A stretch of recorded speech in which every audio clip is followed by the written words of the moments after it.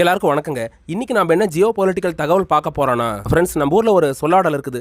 நல்லதுக்கு போகாட்டி போனாலும் கெட்டதுக்கு போகணும்னு சொல்லுவாங்க. என்னதான் நம்மளோட பரம எதிரிங்களா இருந்தாலும் அவங்க வீட்டுல ஒரு துக்க நிகழ்வு நடக்கும்போது நாம கூட நிப்போம். மனித வாழ்வியல்ல இருக்கிற இந்த மரபை அமெரிக்கா இப்ப மீற போறாங்களா? முழு தகவலை இந்த வீடியோல பார்க்கலாம் ஃப்ரெண்ட்ஸ். வீடியோக்குள்ள போறதுக்கு முன்னாடி நம்ம சேனலை சப்ஸ்கிரைப் பண்ணிக்கோங்க ஃப்ரெண்ட்ஸ். இப்போ வாங்க நம்ம வீடியோக்குள்ள போகலாம். நம்மளுக்கு வாழ்க்கையில ஒருத்தவங்க பரம எதிரியா இருக்கலாம், எக்கச்சக்கமான கெடுதல் நம்மளுக்கு அவங்க பண்ணிருக்கலாம். அவங்களுக்கு எதனா துக்கம் ஏற்பட்டுச்சுன்னா என்னதான் ஆயிரம் பிரச்சனை இருந்தாலும் ஒரு மனிதாபிமானத்துக்காவது நாம அந்த துக்க நிகழ்ச்சியில கலந்துக்குவோம். அவங்களோட சோகத்துல நாம பங்கேற்றுக்குவோம். அப்படிப்பட்ட ஒரு துக்க நிகழ்ச்சி தாங்க இப்போ ஒரு நாடே சந்திச்சிட்டு இருக்குது. அந்த நாடு எதுனா மேற்காசியாவில் அமைஞ்சிருக்கிற ஈரான் நாடு தாங்க. 7 கோடிக்கு அதிகமான மக்கள் தொகையை வச்சிருக்கிற ஈரான் நாடு எந்த சிஸ்டத்துல ரன் ஆயிட்டு இருக்குதுன்னா அந்த நாட்டோட முழு ஆட்சி அதிகாரத்தையும் ஒரு நபர் தாங்க கட்டுப்படுத்துறாங்க. அந்த நபர் அந்த நாட்டோட உச்ச தலைவரா இருக்கிற காமேனியோட குடும்பத்தார்கள் தான். ஆரம்பத்தில் 1980களில் ருஹல்லா காமேனி இருந்தாரு. அவருக்கு அடுத்ததா கடந்த 37 வருஷமா அந்த நாட்டோட ஆட்சி அதிகாரத்தை தன்னோட கட்டுப்பாட்டில் வச்சிருந்தவர் தான் அயத்துல்லா அலி காமேனி. தெற்காசிய பிராந்தியத்தில் மட்டும் இல்லாம உலகத்துல வலிமையான தலைவர்கள் ஒருத்தரா பார்க்கப்பட்ட அயத்துல்லா அலி காமேனி அவர்கள் அமெரிக்கா இஸ்ரேலோட கூட்டுப்படை குண்டு வீச்சினால பிப்ரவரி 28, 2026 அன்னைக்கு அவர் இந்த உலகத்தை விட்டு இல்லாமக்கப்பட்டாரு. சித்தாந்த ரீதியா அமெரிக்காவை ஈரான் எதிர்க்கலாம், அதே மாதிரி இஸ்ரேலை எதிர்க்கலாம். ஆனா உலக வல்லரசுன்னு தன்னை சொல்லிக்கிற அமெரிக்கா என்ன பண்ணிருக்கலாம், ஈரானோட எத்தனை தடவை வேணா டிப்ளமேட்டிக்கா பேசிருக்கலாங்க. அதை விட்டுட்டு அவங்க தேர்ந்தெடுத்த பாதை போர்ன்ற பாதை தான் அவங்க தேர்ந்தெடுத்தாங்க. சரி, அமெரிக்காவை எதிர்க்கிறாங்க, இஸ்ரேல் எதிர்க்கிறாங்கன்ற காரணத்தினால அந்த நாட்டோட ஆட்சியாளராக இருக்கிற காமேனி அமெரிக்கா டார்கெட்டா வச்சு ராணுவ நடவடிக்கைக்கான லிஸ்ட்டை பில் பண்ண ஆரம்பிச்சாங்க. சரியா போர் தொடங்கின அந்த முதல் நாளா இருக்கிற பிப்ரவரி 28, 2026 அன்னைக்கு தலைநகரா இருக்கிற தெஹ்ரானோட ஒரு பங்கர்ல தான் காமேனி அவர்கள் தங்கியிருந்தாருங்க.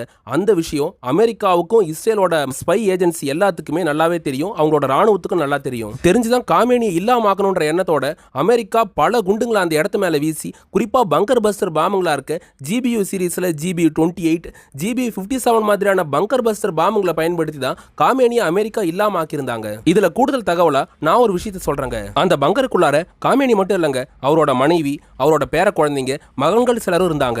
அந்த விஷயம் எல்லாம் தெரிஞ்சுதான் அமெரிக்காவும் இஸ்ரேல் ராணுவமும் அந்த இடத்து மேல தாக்குதல் நடத்தினதுதான் இருக்கிறதுலே மோசமான ஒரு காரியம். அமெரிக்க வல்லரசு நடத்தின இந்த ஒரு தாக்குதல்ல அயத்துல்லா அலி காமேனி, அவரோட மனைவி, பேர குழந்தைங்க, மத்த ராணுவ அதிகாரிகளா சம்பவ இடத்துல இறந்து போனாங்க. இந்த கொடுமையான தாக்குதல்ல ஈரான் நாட்டோட இப்போதைய அதி உயர் தலைவரா இருக்க முஜ்தபா காமேனிக்கு 2 கால்கள்லயும் கடுமையான காயம் ஏற்படுதுங்க. அந்த காரணத்தினாலதான் இப்பவும் அவர் மருத்துவமனையில சிகிச்சை எடுத்துக்கிட்டு இருக்கிறதா ஈரான் அரசாங்கம் சொல்லிருக்காங்க. ஈரான் அணுகுண்டு தயாரிக்க முயற்சி பண்ணாங்க, அதனாலதான் காமேனி மேல நாங்க குண்டு வீசணும்னு விளக்கம் கொடுத்த அமெரிக்கா இப்பவும் ஈரான் நாட்டோட போர் நடத்தணும்ன்ற ஒரு மனநிலையோட தான் செயல்பட்டு வராங்க. ஃப்ரெண்ட்ஸ், அமெரிக்காவோட போர் காரணமா ஈரான் நாட்டோட வழக்கமான மரபுகளையும் மீறி அந்த நாட்டுல 90 நாளைக்கு மேல அதி உயர் தலைவராக இருந்த காமேனியோட இறுதி சடங்கு நடக்காம இருந்தது.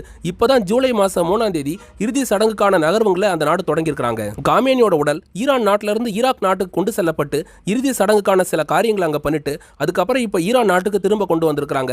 சரியா ஜூலை 9, 2026 அன்னைக்கு ஈரான் நாட்டுல காமேனிக்கான இறுதி சடங்கு நடத்தப்படும்னு அந்த நாட்டு அரசாங்கம் தெரிவிச்சிருந்தாங்க. இப்படி நீண்ட நாட்களுக்கு அப்புறம் நடக்கிற காமேனியோட இறுதி நிகழ்ச்சியும் தடுக்கணும்னு முடிவு பண்ணிருக்கிற அமெரிக்க அதிபர் ட்ரம்ப் இப்ப என்ன காரியம் பண்ணிருக்காருன்னா, ஜூலை 7, 2026 அன்னைக்கு ஸ்ட்ரெய்ட் ஆஃப் ஹார்மோஸ் கடல் பகுதியில் பயணிச்சுக்கிட்டு இருந்த 3 கமர்ஷியல் கப்பலுங்களை ஈரான் நாட்டோட IRGC ராணுவம் ஏவுகணை மூலமா தாக்குதல் நடத்திருக்காங்க. அதுக்கான பதிலடியா நாங்க ஈரான் நாடு மேல தாக்குதல் நடத்துறோம்னு இப்ப அமெரிக்காவோட சென்காம் ஈரான் மேல நேரடியா தாக்குதல் நடத்திருக்காங்க.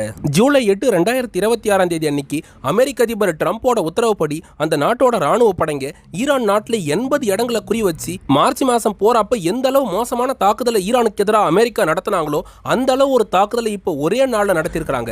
ஃப்ரெண்ட்ஸ், இந்த தாக்குதல் எப்படி நடத்தப்பட்டுச்சுன்னு பாத்தீங்கன்னா, என்னதான் ஈரான் அமெரிக்கா நாடுகளுக்கு இடையில 60 நாளைக்கு போர் நிறுத்த ஒப்பந்தம் ஏற்பட்டிருந்தாலும் அமெரிக்க அதிபர் ட்ரம்ப் என்ன பண்ணிருக்காருன்னா, போர் நிறுத்த ஒப்பந்தம் ஏற்பட்ட ஒரு சில நாட்கள்ல அமெரிக்கா என்ன சொல்லிட்டாங்க, ஈரான் நாடு இந்த ஒப்பந்தத்தில் சொல்லப்பட்டிருக்கிற எல்லா விஷயத்தையும் கடைபிடிக்க மாட்டாங்க, அமெரிக்காவோட முரண்படுறாங்க. அதனால ஈரான் நாட்டை சுத்தி வளைச்சிருக்கிற அமெரிக்க கடற்படை விலக்கி கொள்ளப்படாது. நாங்க அந்த கல்ஃப் ஆஃப் ஓமன் கடல் பகுதியில் எப்பவுமே நங்கூரமிட்டு இருப்போம், தேவை ஏற்பட்ட தாக்குதல் நடத்துவோம்னு அமெரிக்கா சார்பில் சொல்லப்படுதுங்க. இப்படி ஒரு விஷயம் இருக்க போகும்போது அந்த கமர்ஷியல் கப்பலுங்க 3 கப்பல் தாக்கப்பட்டதுக்கு பதிலடி கொடுக்கறோம்னு அமெரிக்க அதிபர் ட்ரம்ப் ஈரான் நாட்டுக்கு எதிராக தாக்குதல் நடத்த அமெரிக்காவோட கட்டளையகமா இருக்கிற சென்காமுக்கு உத்தரவு கொடுத்திருந்தாரு. ட்ரம்போட உத்தரவு கிடைச்ச கையோட அமெரிக்க ராணுவ படைங்க ஜூலை 8ஆம் தேதி அன்னைக்கு அதிகாலையில ஈரான் நாட்டோட பந்தர் அபாஸ் பகுதி, அதுக்கப்புறம் குவாசம் தீவு, கார்க் தீவு உட்பட ஈரானுக்கு ராணுவ ரீதியா முக்கியமான இடங்களா இருக்கிற எல்லா இடங்களையும் குறி வச்சு அமெரிக்கா தாக்குதல் நடத்தியிருக்காங்க. ஈரான் நாட்டுல காமேனியோட ஃபியூனரல் ஒரு பக்கம் நடந்துட்டு இருக்க அந்த நாட்டுல 80 நிலைகளை குறி வச்சு அமெரிக்கா குண்டு மழை பொழிஞ்சதுனால அந்த நாட்டுல ஒரு அசாதாரண சூழ்நிலை ஏற்பட்டதுங்க. வருதுங்க. ட்ரம்ப் திடீர்னு நடத்தின இந்த தாக்குதலால ஈரான் மட்டும் இல்லாம அந்த பிராந்தியமே ஒரு பரபரப்புக்கு உள்ளாச்சுனே சொல்லலாம். அமெரிக்கா அடிச்சிட்டாங்களா? இப்ப ஈரான் அமெரிக்காவுக்கு என்ன மாதிரியான பதிலடிங்களை கொடுத்திருக்காங்கன்னு பாத்தீங்கன்னா, மத்திய கிழக்கு பிராந்தியத்துல ஈரான் நாட்டோட ஒவ்வொரு நகரங்களையும் கண்காணிக்கிறதுக்கும் தேவை ஏற்படும் போது தாக்குதல் நடத்துறதுக்கு அமெரிக்கா அந்த அரபு நாடுகள்ல இருக்கிற அவங்களோட ராணுவ தளங்களை தாங்க நம்பி இருக்கிறாங்க. இப்ப ஈரான் மேல அமெரிக்கா போர் விமானங்களை கொண்டு போய் குண்டு வீசினதுக்கு கூட அங்க இருக்கிற அரபு நாடுகள்ல இருக்கிற ராணுவ தளங்களையும் அமெரிக்கா பயன்படுத்தி இருந்தாங்க. இந்த காரணத்தினாலதான் இப்ப ஈரானோட IRGC ராணுவ படை அரபு நாடுகள்ல இருக்கிற அமெரிக்காவோட 3 ராணுவ தளங்களை குறி வச்சு ஏவுகணை தாக்குதல் அரங்கேற்றி இருக்காங்க. நீண்ட நாட்களுக்கு அப்புறம் ஈரான் ராணுவத்தால தாக்குதலுக்குள்ளா இருக்கிற அரபு நாடுங்க எதுன்னு பாத்தீங்கன்னா கத்தார், குவைத், அதுக்கப்புறம் பஹ்ரைன் நாடா இருக்குதுங்க. ஈரான் டார்கெட்டா வச்சது குவைத் நாட்டில் செயல்பட்டு இருக்கிற அமெரிக்க ராணுவ படை தளமா இருக்க அலி அல் சலீம் ஏர்பேஸ், அதுக்கப்புறம் பஹ்ரைன் நாட்டில் இருக்கிற ஈரானுக்கு எதிரான தாக்குதலுக்கு அமெரிக்கா பயன்படுத்திக்கிட்டு இருக்கிற போர் விமானங்களை நிறுத்தி வச்சிருக்கிற பஹ்ரைனுக்கு சொந்தமான 5th Fleet ஏர்பேஸா இருக்குதுங்க. கடைசியா கத்தார் நாட்டில் இருக்கிற அமெரிக்காவோட மிகப்பெரிய விமானப்படை தளமா இருக்கிற அல் உதைத் ஏர்பேஸை குறி வச்சும் ஈரான் ராணுவம் ஏவுகணைகளை வீசி தாக்குதல் நடத்திருக்கிறாங்க.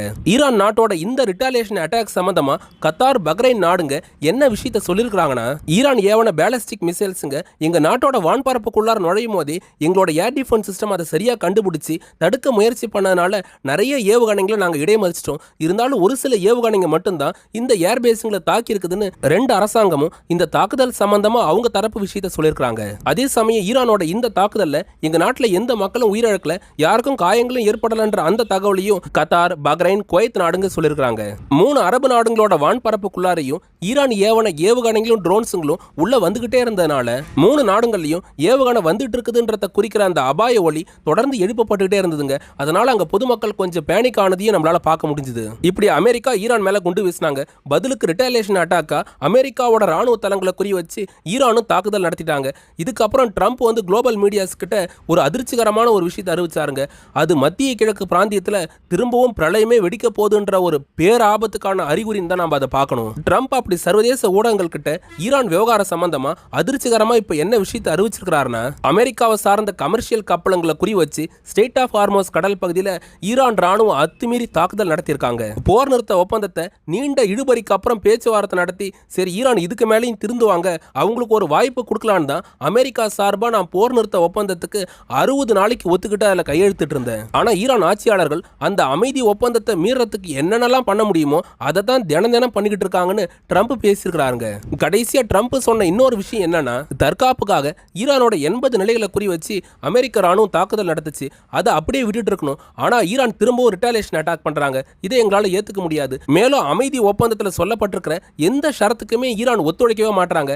அதனால இதுக்கு மேலேயே அந்த அமைதி ஒப்பந்தம் தொடரத்துக்கு நான் அனுமதிக்க மாட்டேன்னு ட்ரம்ப் சொல்லியிருக்காங்க. ஜூலை 8, 2026 அமெரிக்கா ஈரான் நாடுங்க போட்டிருந்த 60 நாள் போர் நிறுத்த ஒப்பந்தம் செல்லுபடியாகாது, அந்த போர் நிறுத்த ஒப்பந்தத்தை நான் ரத்து பண்றேன்னு ட்ரம்ப் அதிகாரப்பூர்வமா அறிவிச்சிருக்காங்க. அதனால இந்த நிமிஷத்துல இருந்து ஈரானுக்கு எதிராக அமெரிக்கா போர தொடங்குதுன்னு ட்ரம்ப் பிரகடனப்படுத்திருக்காருங்க. ஃப்ரெண்ட்ஸ், ட்ரம்போட அறிவிப்பு மூலமா அமெரிக்கா என்ன சொல்ல வராங்கன்னா, ஈரானுக்கு எதிராக போர் நடத்தணும்ன்ற அந்த மனநிலைக்கு அமெரிக்கா வந்துட்டாங்க. அதனால பேச்சுவார்த்தை ஒப்பந்தன்ற எல்லா விஷயத்தையும் நிறுத்திட்டு அமெரிக்கா போர தொடங்கணும்னு துடிக்கிறாங்க. ஈரானுக்கு எதிராக இப்ப 80 நிலைகளை குறி வச்சு தொடர் குண்டு வீச்சு நடத்தி இருக்கிற அமெரிக்க விமானப்படை அடுத்து ஈரானுக்கு எதிராக எந்த மாதிரியான தாக்குதல் நடத்துவாங்கன்றத நம்ம பொறுத்திருந்தாங்க பார்க்கணும். இந்த வார் எஸ்கலேஷனை இன்னும் பல மடங்கு அதிகமாக்குற விதமா ஈரானும் பதிலடி தரன்னு அரபு நாடுங்க இஸ்ரேல் மேல தாக்குதலை நடத்த ஆரம்பிச்சாங்கன்னா மத்திய கிழக்கு பிராந்தியம் திரும்பவும் மீண்டு வர முடியாத அளவுக்கு போர் சூழல்ல போய் சிக்கிக்குங்க. இப்படி போர் நிறுத்த ஒப்பந்தத்தை ரத்து பண்றேன்னு ட்ரம்ப் தடாலடியா அறிவிச்சதுக்கு ஈரானோட ஃபாரின் மினிஸ்டரா இருக்க அப்பாஸ் அராக்சி என்ன பதில் சொல்லியிருக்கிறாருன்னா, மீடியேட்டர் நாடுகளை வச்சு பல மணி நேரம் பேச்சுவார்த்தை நடத்தி அமெரிக்கா எங்களை எப்படியாவது அடிப்பணிய வைக்கணும்னு தான் இந்த போர் நிறுத்த ஒப்பந்தத்தை கொண்டு வந்தாங்க. அதுல ஈரானுக்கு சாதகமான விஷயங்களை கம்மியா வச்ச அமெரிக்கா இப்பவும் ஈரானுக்கு அழுத்தம் கொடுக்க தான் பாக்குறாங்க. இப்ப எங்க உச்ச தலைவர் காமேனியோட இறுதி சடங்கு நிகழ்ச்சி கூட நல்லபடியா நடக்கக்கூடாதுன்னு தான் எங்க நாட்டோட 80 இடங்களை குறி வச்சு அமெரிக்கா குண்டு வீசியிருக்காங்க. உச்ச தலைவர் முஜ்தபா காமேனியோட உத்தரவுப்படி அமெரிக்காவுக்கு தாக்குதலால நாங்க பதில் சொல்லுவோம்னு ஈரான் ஃபாரின் மினிஸ்டர் பேசியிருக்காங்க.